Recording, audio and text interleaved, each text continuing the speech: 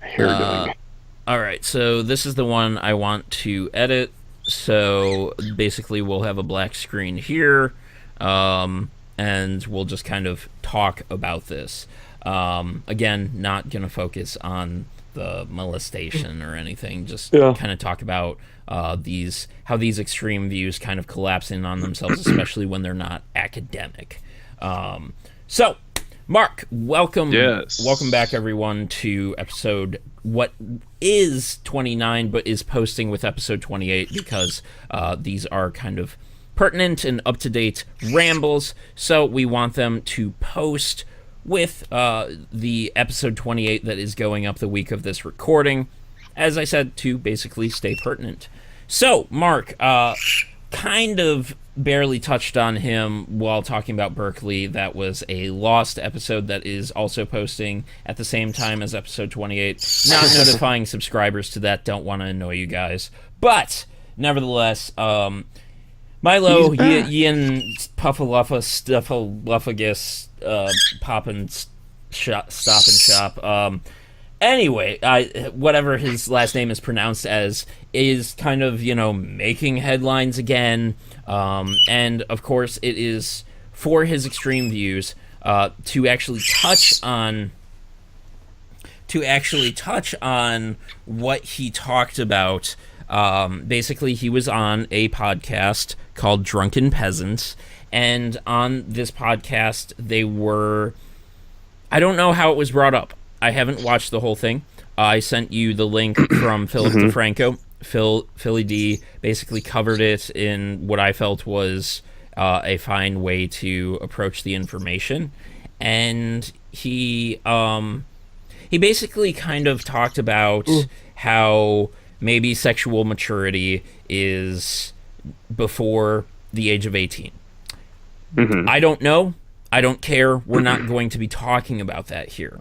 What I do want to talk about is kind of this why it's okay for our morals and our societal norms to be challenged, why we need to allow those to be challenged, and really why letting these kind of extremists talk themselves to death is basically what happens. Because in my mind, the way in which we establish most of the way in which we establish most of our societal norms, our morals, our values within our societies is academic. It is approached through long form papers and sources, Jesus. and I know. Again, welcome back to Great Scott Marcus. This is Louie. He is my family's pet bird. He was whining that he was in his cage, and he is giving me much happiness by being here, even if distracting. And yeah, so as I was saying, the reason I wanted to bring this up is because it is, I think, very academic. I have found myself in plenty of situations where I'm in a conversation with someone, and am I boring you? I don't know why, man. I'm just tired as fuck today. Like I don't mean to offend. It's fine. Uh, it's So fine. it's fine.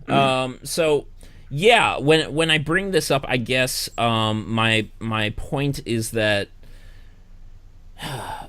so like this one time when I worked in a bar, I had this conversation with this other gentleman who worked for the bar. We were both on security slash cleanup, and he was talking about how like they haven't discovered, and this is kind of ironic, they haven't discovered any Earth-sized or Earth-like planets outside of our solar system. And I was just like, no, they have. And he was just like, no, they haven't. I watched it on TV. They can't prove it. And I was just like, well, I haven't watched it on TV, but it goes a lot deeper than just I watched something on TV, therefore they haven't. But that's kind of the problem. You can be in a conversation and your argument fails, whereas the strong side of the argument, the strongest argument, typically succeeds in academia or in long form or in for instance, the debate with Bill Nye, where you go in entirely prepared, you research, you educate yourself on the topic, form your arguments around this education. And again, this is kind of why these extreme views can often collapse, because they aren't long form. They don't have sources to really back them up. The reason that our morals of society are our morals of society is because, we've taken so much time to really stop and try to understand these things, like age of consent. And so, yeah, like, I guess I kind of want to talk around these things and talk about why it's okay for us to just let hot air bags of extreme just blow themselves out. So, maybe I said too much. Yeah, I don't know. I'm trying to kind of hone down on what exactly is to be discussed. But I was actually after Milo resigned from Breitbart. He had So let's dive into that. Mark, why don't you give us kind of a series of events leading us up to all of this? Well, ooh, that's gonna be tough. Well, so there was so basically Milo, kind of has extreme, what's it called, right wing views. Is that correct? They call like alt right. Like he's the quote unquote poster boy of the alt right movement, which is just far conservative. It's kind of associated with anti-feminism, anti-LGBTQ, right? Stuff like that. That's kind of what the alt-right movement does, which is, it's also kind of bizarre that they say he's like the poster boy for it, because he is in fact gay. It doesn't make sense. But he was up until this last week an editor at Breitbart, an extreme. Right. I don't like this term alt-right because there's kind of the media's coining of it. This is kind of, again, one of these points of extreme where you have people saying this thing, but it's just like it has very little meaning and it's going to blow itself out. So let's call it he has some kind of extreme right values. Sure. And he wrote about such at Breitbart, and then he was going to speak at Berkeley. That was a while ago. The more recent one was CPAC, I think it's called. It's a conservative convention, and that's kind of where this kind of self-destructed is after a certain conservative blog had surfaced. They were kind of against him speaking for it, and another blog surfaced the interview, or not the interview, the podcast interview, whatever, with drunken peasants.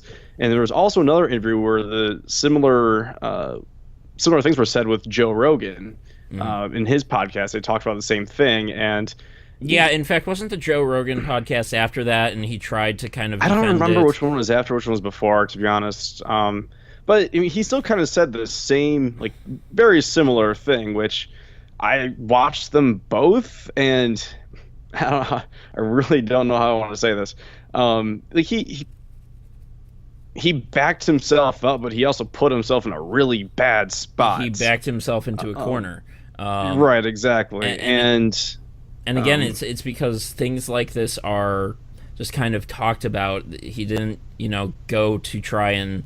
I remember his what was it? He responded to a lot of like what was coming out about this on Facebook, and the start of it was to all the idiots out there or something like that, and it's just like that is not in any sense academic. That is an attack, right. And it's just like when you start as in an attack, you're again you're just you're letting already all starting this, on the wrong foot that yeah, way. you're just letting all this hot air just let itself out, and it's just like it can't maintain itself. And so what I really kind of again want to hone in on here is just like he was getting a lot of attention, and he was the poster boy. He's also been the poster boy for freedom of speech in a way. Yeah, exactly. And there was also the book deal in there. I forget who the book deal was with, but it was... I don't remember It was titled Dangerous, and he lost the book deal because of this. And again, I just kind of want to point out that, like, would it have been so bad to let this guy talk? Because we've seen what has actually happened with him just talking. Yeah. You mean at CPAC? Like just letting him do his thing there? Or in particular on Berkeley? drunken peasants, Yeah. because he basically just kind of backed himself into a really stupid corner, Yeah. because no one person determines this kind of age of consent is really what has exploded around him. And I think the reason that we have this age of consent is because, over a long period of time, it was determined that, just like, well, somewhere within the teen years, like, teens become smart enough to understand what consent means. However, we can't point to, a young age or a particularly old age. So, I think it's 18, or at the very least in our state, it's 18. I mean, age of Um, consent is different in every state. And in fact, like that can be bypassed by parental consent. Like you could marry your 14-year-old daughter if you really wanted to. It's kind of weird.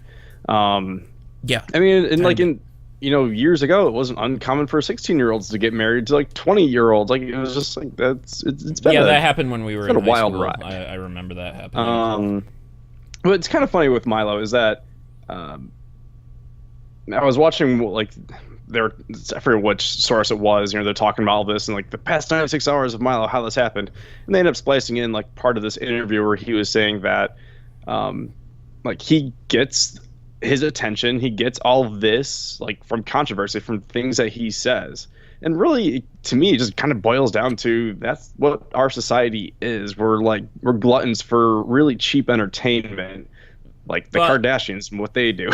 But it also shows us where that controversy gets you, and why it's kind of okay for this stuff to happen, because these controversial things, even when ill represented, which is also important because there was a lot of ill representation around this, even though it's still mostly morally wrong and he hasn't presented a good argument for his viewpoint, it's just kind of it gets you nowhere. It might sound good at first, like for a second, but when actually given almost any amount of thought, it's just kind of like no. And so, I kind of, for me, have been looking back at I feel like I'm stroking like Dr. Evil. Yes. Pretty similar to that. And if he was like a bird without feathers, this would be perfect. Because Dr. Evil was cryogenically frozen with his cat, and then and then the cat was hairless. I was thinking about what a hairless bird would look like, and I don't think that's a pretty thing. It's kind of adorbs. Birds, Really? Some birds actually have a disease or genetic default where they can't grow feathers, and worse yet, some that can't have beaks. My God. And so my sister sent me this one article the one time. Ramble Entertainment. We're gonna fucking ramble. Anyway. Tangent time. And yeah, she sent me this article about this cute little bird. Looks a lot like him. It was a lovebird though. He's a kayik. And yeah, it had no feathers, so like people, but she had an Instagram for the bird, not my sister, but the person who owned the bird. Yeah. And people would send him all kinds of little sweaters to wear. It had a little coconut that it would love to go into and keep warm in. And yeah, it kind of just looks like a chicken, but with an actual head and a beak. Weird. And yeah, it just kind of walks around. It's really cute, but it's like awkward and sad at first, but then it's just like, oh, that's actually really cute. And yeah, like you could pull up your sleeve, and he's even done this where he goes in sleeves, but yeah, like it would just sleep inside the woman's sleeve that owned it. You want to go up here? That's well, you can't have my green tea. Shall we digress? I think we already digressed, but basically for me, I look back at like all the protesting around this, and I think a lot of what has happened around Milo, him even losing his job, to me, in my mind, I'm just like, yeah, this kind of proves you guys wrong, and that like all the damage you did to Berkeley was wrong. because you probably could have just let him fucking talk, and we see what happened because he just fucking talked. And one of the other things I definitely want to conclude on is that, so you probably heard the part about PewDiePie. Where like he lost his Disney deal because he was anti-Semitism remarks. PewDiePie has never tried to be like moral, the moral center, and like has always kind of been this comedian on YouTube where like, well, guess what? Like comedians do some really crass shit, but like I think the defense around. One of the smaller defenses around Milo is just like, well, he was just kind of, like being crass and making a joke, and it's just like, no, this is where that line stops. You don't get to want to report on shit and like push the boundaries and find out what is moral and what is immoral, and then defend yourself by saying like I was making a joke, and. Yeah, I guess that's really my point, that, like, yes, I think PewDiePie making a joke or, like, kind of pushing the boundaries of, like, this $5 site, like, do anything for $5, I think that makes sense. But, like, Milo, this guy who really wants to push moral and mental boundaries, and speak at Berkeley and speak at CPAC, or is invited to these things to speak and represent, like, groups of people, I don't think that's where you get to. I don't think you get to be a comedian. I don't think you get the pass here. The reason I bring that up is because like when you represent people, that is where you should be academic. To kind of circle back to the full point. Yeah, no, I definitely agree. Milo always pushed the boundary. In fact, the first time I ever heard of this dude was back when he was banned from Twitter from harassing, was it Leslie Jones, I believe? No. Yeah, that was him. Yeah. That was like the first time I ever heard of this guy. And that was him pushing that boundary. That was him, instigating and being a troll. Kind of insulting, trolling, exactly. And trolls burn themselves out.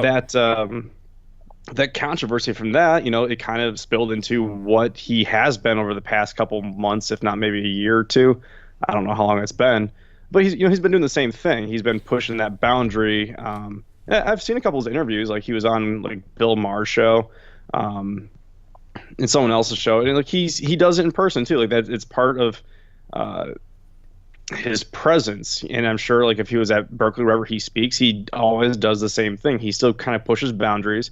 And he's insulting too. And I think the Bill Maher show, he was on, I forget who the other panel was. I was across from them, but he's just like, oh, I can't talk to these idiots because they don't get it. Like that's just who he was. He was controversial and pushing the boundaries. But I think what all this has finally done is he pushed that boundary just a little bit too far, and the controversy just caved in on itself and found himself kind of shit out of luck. That is the kind of shit that happens when when you want to be pushing up against the fence, and it's just like that's why that there's how to use an analogy. At some point, that fence is going to break. That's why the house is built, outside of the fence. The fence is the border area, and the house is really the core of the values. And it's just like you don't want to always be pushing against it because it's just that's not the purpose. And we try to often find a lot of middle ground, and this is again not to get too political, but obviously we're talking about Milo. Not to get too political, we see a lot of shit, talking about like the alt-right, the alt-left, like the protests against Trump's extreme views, and it's just like there are like this is what's represented, sure, but there are a fuck ton of people in the middle, you and I, who are just listening to this shit, and it's just like we're sick of all of it, and we are the majority. It's just like, so meh. It's it's just like it's nice that like we have these. I actually think Milo is good for our values, because again, he allows us to reassess them and reaffirm them, especially in this circumstance. And it's just like, Yeah. we need to let this shit happen, but we can't let it go too far, and we can't be, in my opinion at this point, because I really think he's just shown that who he was on the campaign trail is who he is in office. We can't be willing to let this shit go too far. We can't be willing to just dismiss and shrug shit off, especially when it comes to being serious and representing groups of people. Anyway, so to veer off politics, let's go ahead and talk about science. Yeah. I feel like I should turn on my overhead